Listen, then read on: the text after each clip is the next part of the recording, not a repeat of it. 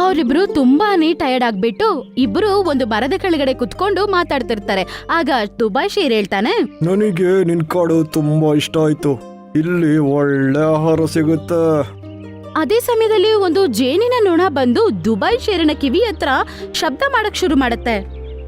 ಸಿಂಗ, ಏನೋ ಇದು ದುಂಬಿ, ನಾನು ಯಾವಾಗಿಂದ ಬಂದಿದ್ದೀನಿ ನೋಡು, ಅವಾಗಿಂದ ನನ್ನ ಹತ್ರನೇ ತಿರ್ಗಾಡ್ತಿದೆ. ಇದು ಸ್ಪೈಯಲ್ಲ ಅಲ್ವಾ? ನಾನು ಆದೇಶ ಕೊಟ್ಟಿರಲಿಲ್ವಾ ಎಲ್ಲ ದುಂಬಿಗಳು ಅವರ ಗೂಡಲ್ಲೇ ಇರಬೇಕು ಅಂತ? ಮತ್ತೆ ನೀನು ಹೇಗೆ ಹೊರಗಡೆ ಬಂದೆ? ಆ ಜೇನಿನ ನೊಣ ತುಂಬಾನೇ ಅಹಂಕಾರದಿಂದ ಹೀಗೆ ಹೇಳುತ್ತೆ, ನೀನು ಈ ಮರದ ಕೆಳಗಡೆ ಕೂತಿದ್ಯಲ್ವಾ, ಅದೇ ಮರದಲ್ಲಿ ನನ್ನ ಗೂಡಿದೆ. ನೀನು ಕಾಡಿನ ರಾಜ ಆಗ್ಬೋದು, ಆದ್ರೆ ನನಗಲ್ಲ. ನಮಗಿಲ್ಲಿ ರಾಜ ಇಲ್ಲ, ಬರೀ ರಾಣಿನೇ.